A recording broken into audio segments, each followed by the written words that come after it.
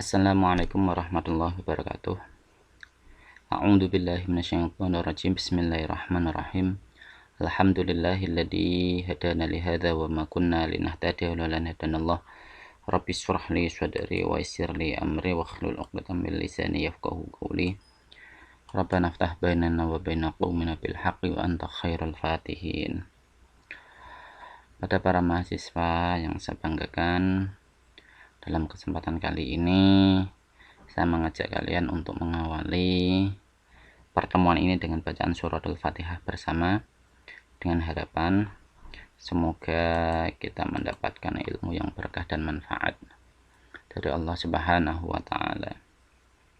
Alhamdulillah. Al-Fatihah. A'udzubillahi minasyaitonir rajim. Bismillahirrahmanirrahim.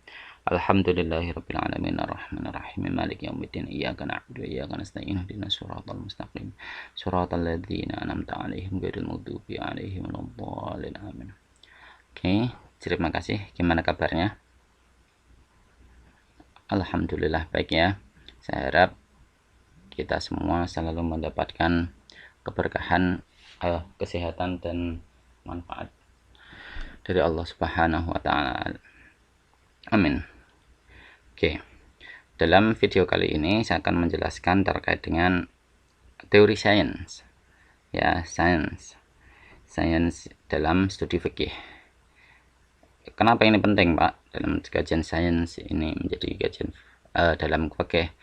Karena selama ini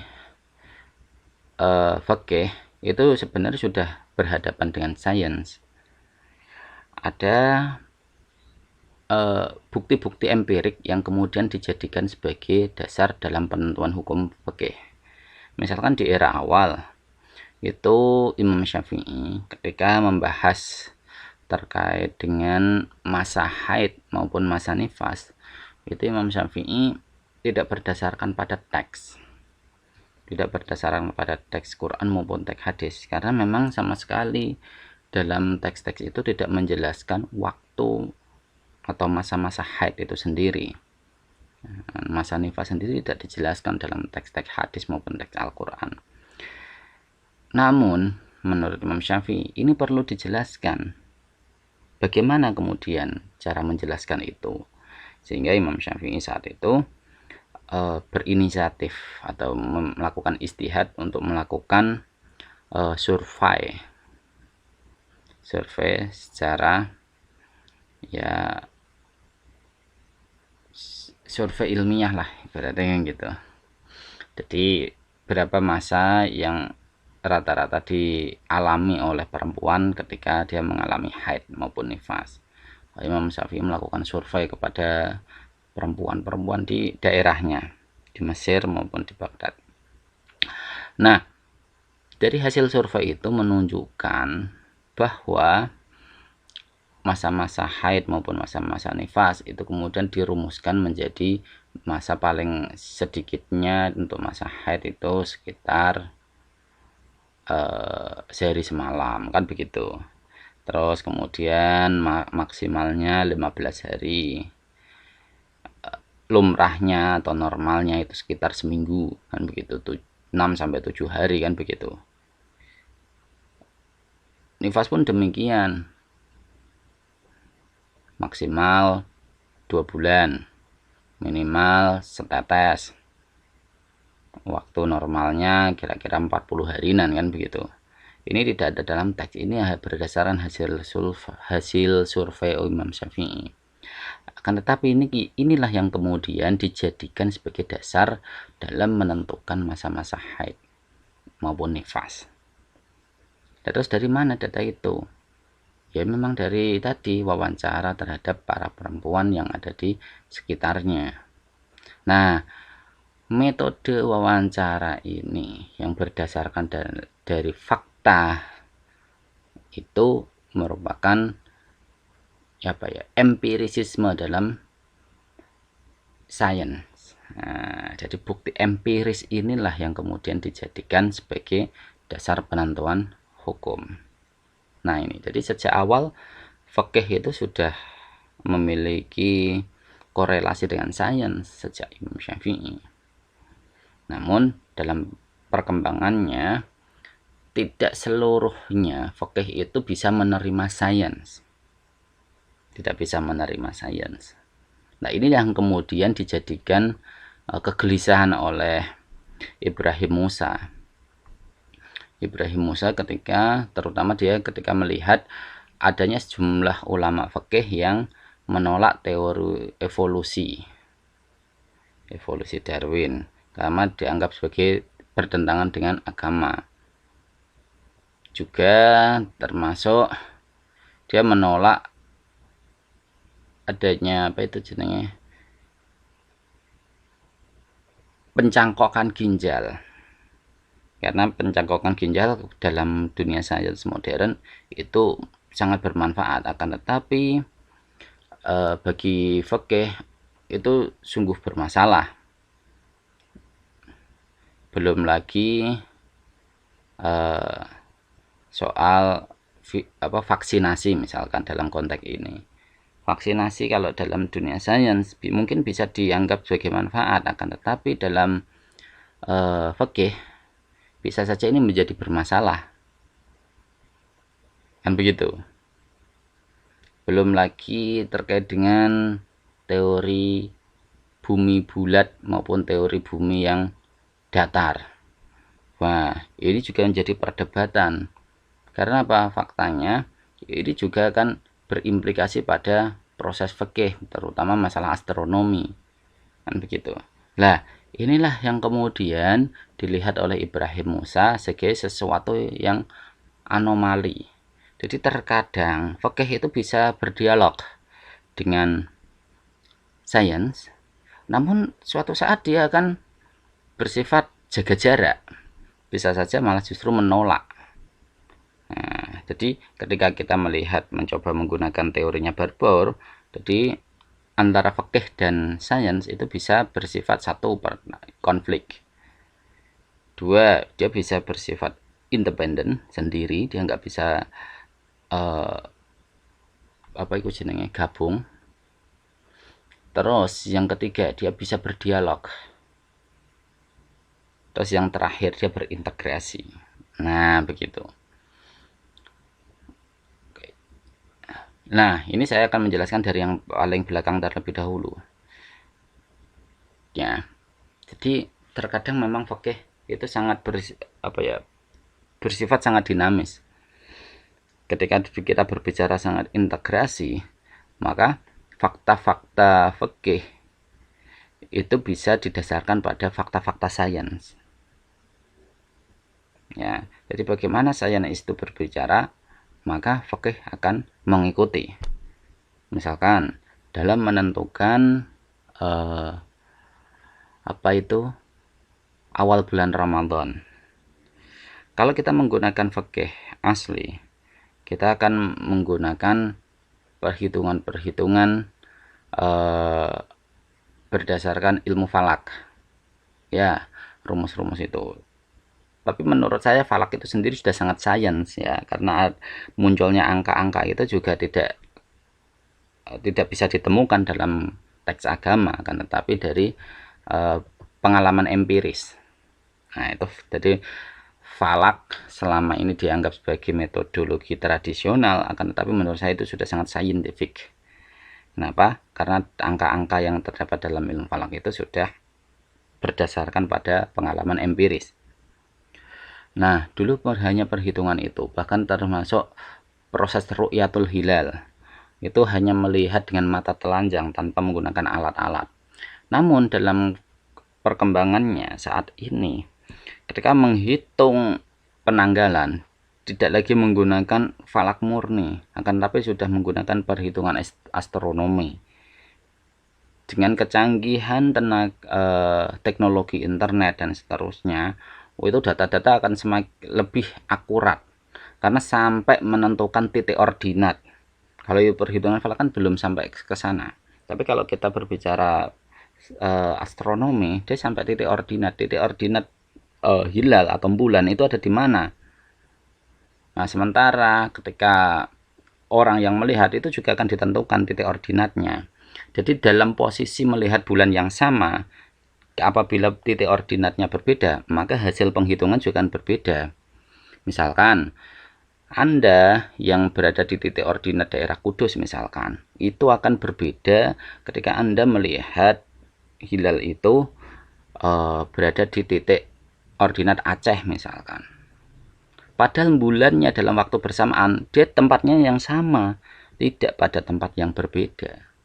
Sebenarnya bulannya podo di atas, ya entah di titik ordinat berapa, tetapi ketika kalian melihatnya dari sudut pandang Anda yang berada di Kudus, itu akan berbeda ketika Anda melihatnya dari titik ordinat Aceh, kan begitu. Nah, itu baru penghitungan titik ordinat. Belum lagi alat-alat yang digunakan untuk melakukan ru'yah. Dulu sudah menggunakan teropong, bahkan teropongnya sekarang canggih-canggih, bisa dilihat langsung di layar komputer, kan begitu. Kalau kelihatan ya berarti hitungan. Nah ini, jadi dalam konteks ini ternyata fikih sangat mengakomodir perkembangan sains. Ya, fikih mengakomodir perkembangan sains. Namun, misalkan ada beberapa hal yang kemudian tidak lagi diakomodir. Jadi fikih itu masih kaku. Contohnya bagaimana? Jadi terkait dengan sholat qashar misalkan. Ya, sholat qashar. Sholat qashar itu disyaratkan dengan dua syarat. Pertama, masafah, jarak. Kalau dalam fikih biasanya farsahaini, sekitar 2 pos.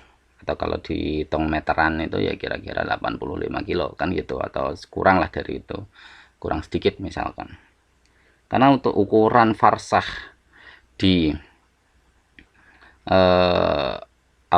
di daerah Baghdad kala itu maupun di daerah Mesir, itu farsah itu sekitar berapa ya, satu farsahnya itu sekitar 78 mil. Kalau di kilo ya sekitar berapa ya, 45 sampai 50 lah. Jadi di sana tidak ada ketentuan pastinya ya, tetapi fikih kemudian mengakomodir menjadi farsah. Nah, dan inilah yang kemudian dirumuskan dalam teorinya sebagai masafah, jarak. Ya, sebagai jarak.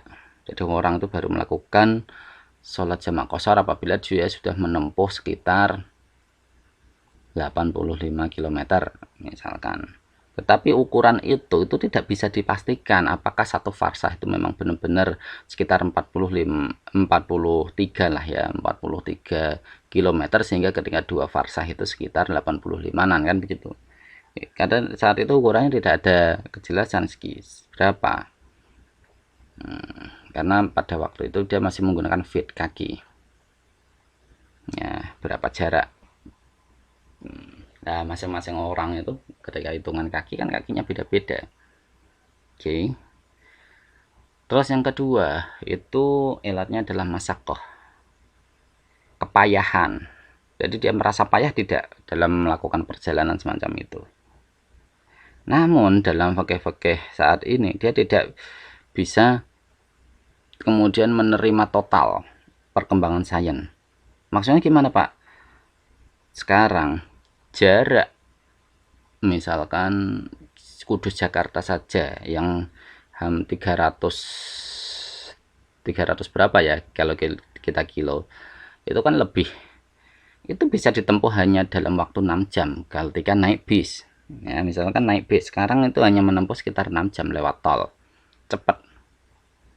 Secara jarak iya tetap nggak bisa berkurang, akan tetapi ketika berbicara masyaqqah, kepayahan, jarak segitu sudah tidak lagi begitu payah. Mau duduk misal pakai bis saja, Anda pakai bis yang VIP misalkan, atau bahkan yang VVIP, di situ di dalam Anda bisa tiduran sambil nonton film misalkan, sambil makan-makan, tiba-tiba sampai di sana. Belum lagi mereka yang jadi pejabat misalkan. Dia ke Jakarta tidak lagi naik bis, naik pesawat. Lebih cepat. Bisa saja 1 jam sampai. Apakah saat itu kemudian dia diperbolehkan untuk melakukan sholat jamak qashar atau tidak? Nah ini, selama ini fikih ketika berbicara itu tidak bisa, tetap dia diperbolehkan untuk melakukan sholat jamak qashar, karena alasan yang digunakan bukan pada masakohnya tapi pada masafahnya. Nah ini yang menjadi persoalan, kenapa tidak pada masakohnya? Ketika kita berbicara masakoh, ketika masakohnya itu tidak ada, maka dia tidak diperkenankan untuk melakukan sholat jamak qashar. Iya, pejabat ke Jakarta itu masakohnya sudah nggak ada gitu. Yang tetap masih hanya masafahnya, jaraknya tetap nggak bisa berkurang, tapi masakohnya sudah nggak ada di sana. Nah, bagaimana ini kemudian untuk menyikapi hal ini?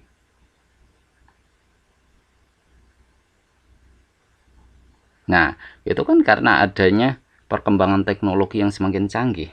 Nah, inilah sains. Ya. Belum lagi ketika dibenturkan dengan kasus kota yang sudah sangat sibuk, di mana di sana sering terjadi kemacetan, misalkan Jakarta. Anda hanya berjalan sekitar 5 kilo karena kejebak macet misalkan, itu Anda sudah sangat payah sekali, padahal jaraknya hanya 5 kilo macet. Ini saya mengendarai motor atau mobil, ini sudah masuk waktu maghrib misalkan. Biasanya orang-orang Jakarta itu kalau pulang kerja itu kan dia pasti menerjang waktu maghrib dan isya. Saya itu pernah hidup ya sekitar 2 minggu di Jakarta. Itu kawan-kawan saya itu ketika mau balik kerja, ya pas balik kerja lah, bukan mau ya, balik kerja itu sampai tempatnya atau rumahnya, kosannya itu paling cepat itu isya itu bisa sampai. Beda dengan saya yang berada di Kudus, pulang jam 4 sampai rumah paling jam 4 seperempat kan begitu. Dari kawan-kawan yang saya yang ada di Jakarta itu kalau pulang itu bisa sampai isya itu sudah sangat juara. Nah terus piye caranya ketika sholat maghrib Pak, ketika dia mengendarai motor kendaraan sendiri kejebak macet, dia mau sholatnya bagaimana ini? Dia mau berhenti malah justru menjadikan kemacetan semakin parah. Dia mau jalan, ternyata dia keluputan waktu sholat. Apakah selamanya harus melakukan sholat li hurmatil waktu? Kan ini menjadi pertanyaan besar. Nah jadi di sini ini apa ya, membutuhkan sebuah istihad baru. Bagaimana? Silakan Anda melakukan istihad itu. Nah ini fakta-fakta sains. Belum lagi misalkan begini, dalam menentukan hak waris misalkan, selama ini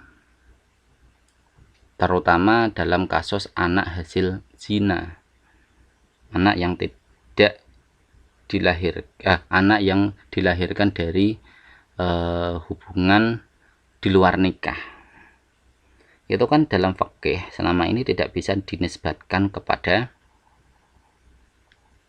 ayahnya, hanya bisa dinisbatkan kepada ibunya. Ini justru akan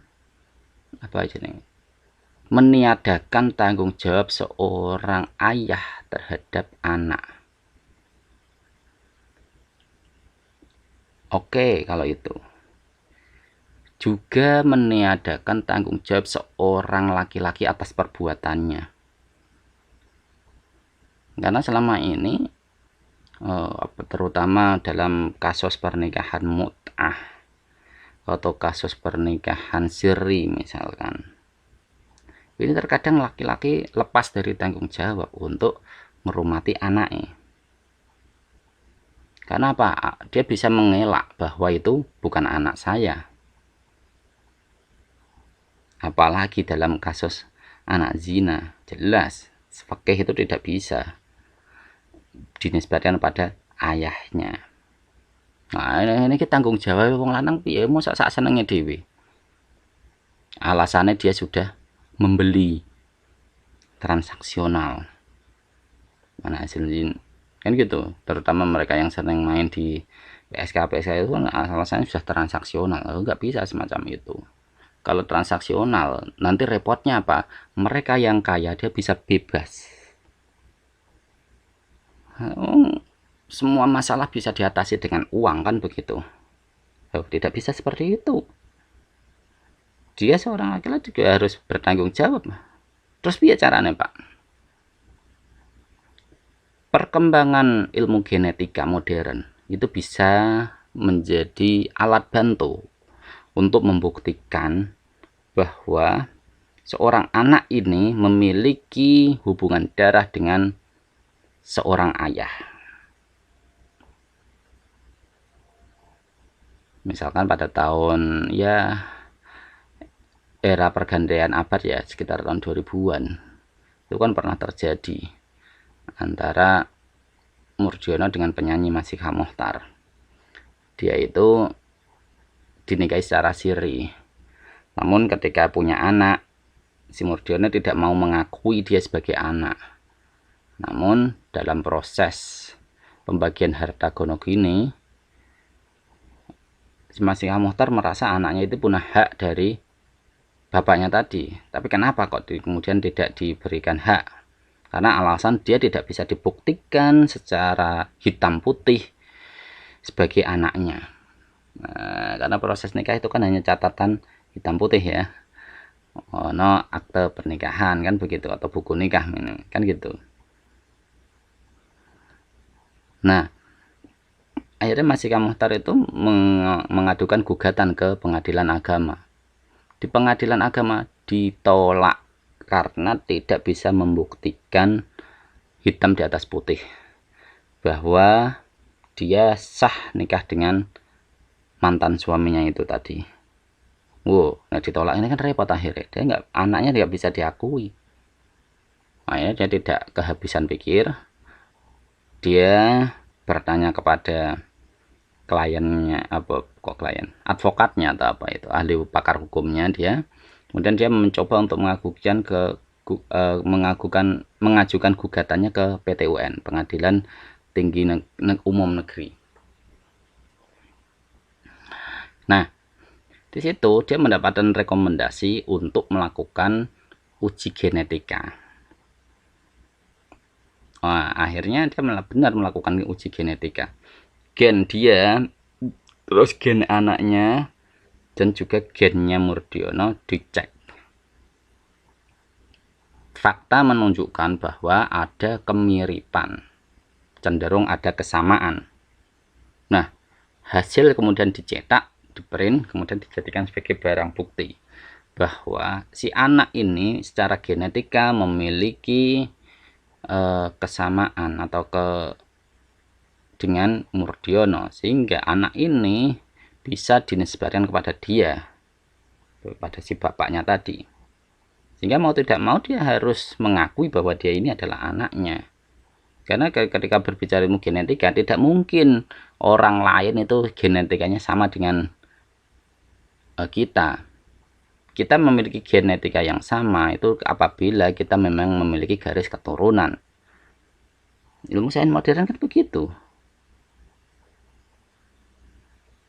Nah, maka di sini ketika kita melihat pada aspek tanggung jawab, maka kita bisa menggunakan ilmu genetika untuk menjadikan dasar untuk menuntut seseorang yang berlaku amoral untuk bertanggung jawab. Oke, hukum tetap akan berjalan. Misalkan zina ya harus tetap dihukum, kan begitu. Tetapi tanggung jawab ini yang penting. Karena selama ini fikih tidak berbicara pada persoalan tanggung jawab ini. Karena selama tidak ada bukti, maka anak tidak bisa dikatakan memiliki nasab dari seorang ayah. Nah, ini tidak pernah dipikirkan untuk itu. Hanya selama ini kan fikih itu hanya berdasarkan pada teks hadis, al walad lil firas, jadi anak itu dinisbatkan pada pemilik kasur. Nah, pemilik kasur itu dalam arti hal ini adalah ayah, seorang ayah, kan begitu. Nah, tetapi itu tidak bisa semacam itu. Nah, ini jadi kita harus mencoba untuk itu. Jadi bisa berintegrasi, bisa berkonflik. Nah, misalkan dalam kasus vaksinasi. Nah, ini kan kasus vaksinasi ini ada yang benar-benar konflik. Jadi dia tidak bisa menerima apabila ada unsur babinya. Jelas, kan begitu. Tetapi ada yang mencoba untuk melakukan dialogis. Nah, dialogis maksudnya gimana, Pak? Jadi selama vaksin atau produk hasilnya itu sudah mengalami perubahan dari bentuk asalnya, maka yang dihukumi adalah bentuk hasil akhirnya, tidak pada hukum asalnya, sehingga ini bisa dialogis. Jadi ada yang mengatakan, loh kan itu vaksinnya tidak murni dari unsur babi karena sudah mengalami perubahan bentuk. Maka perubahan bentuk itu ya kita lihat hasil akhirnya seperti apa, kan begitu. Tapi ada yang dia tidak bisa menerima hal itu, tetap konflik. Dalam arti selama mengandung unsur babi, mau dalam bentuk apapun, asal dia masih ada kandungan babi, maka tetap tidak boleh. Nah, ini teori konflik. Nah, di situ. Jadi saat ini ketika kita berbicara vaksinasi COVID antara Sinovac dan yang satunya apa itu saya lupa. Itu ada dua sikap. Nah, ini tergantung Anda, bagaimana Anda menyikapi ini dengan perkembangan sains yang ada. Nah, begitulah kira-kira. Jadi, perkembangan sains ini bisa digunakan untuk merespon fikih. Oke. Misalkan lagi persoalan apa ya? Fikih lingkungan ya. Sekarang itu ada penggagasan fikih lingkungan. Misalkan dalam konsep wudhu. Wudhu itu kan kalau dalam Syafi'iyah itu kan wajibnya 1 kali ya untuk membasuh air itu. Menggunakan air. Tapi disunahkan sampai 3 kali. Nah, ini kalau dalam wilayah yang kebetulan mendapatkan air itu mudah, maka dia tidak mengalami permasalahan. Tapi kalau di tempat yang agak sulit untuk menggunakan air, ini akan menjadi permasalahan. Misalkan sama sekali orang ya tidak mendapatkan air, dia memang diperbolehkan untuk melakukan tayamum. Tapi ketika yang sangat sedikit, ya masih ada, tapi tidak sebanyak yang ada di tempat-tempat yang airnya melimpah. Itu bagaimana? Begitu. Nah, itu kan kalau masalah wudhu oke. Tapi yang kita pikirkan adalah pada pelestarian alamnya. Bagaimana menggunakan air itu dengan bijak. Nah, ini yang menjadi persoalan. Karena sekarang banyak eksploitasi air, terutama di daerah-daerah yang bersumber air, misalkan di Klaten. Itu yang sering diambil oleh Danon, Aqua ya. Terus di Pegunungan Ungaran, itu juga sering diambil airnya. Bahkan di Gunung Muria sendiri, itu sering diambil oleh tangki-tangki yang, apa itu jenenge, untuk menggunakan isi air isi ulang galon. Yaitu terkadang digunakan, ya memang digunakan untuk wudhu oke, tetapi bagaimana kita tanggung jawab secara biahnya, cara lingkungannya itu bagaimana. Nah, ini bagi lingkungan kita juga harus memikirkan soal itu. Belum lagi pada persoalan zakat pertanian. Nah, pertanian ini sangat lingkungan sekali nih. Mulai ada gandum, kurma, terus apa itu zabib itu anggur, itu sangat lingkungan. Bagaimana ini kemudian ketika ilmu sains tentang pertanian itu semakin maju, bagaimana cara menyikapi itu? Nah, ini setidaknya pancingan-pancingan yang saya sampaikan pada kalian. Silahkan Anda pikirkan ulang bagaimana pendekatan sains ini harus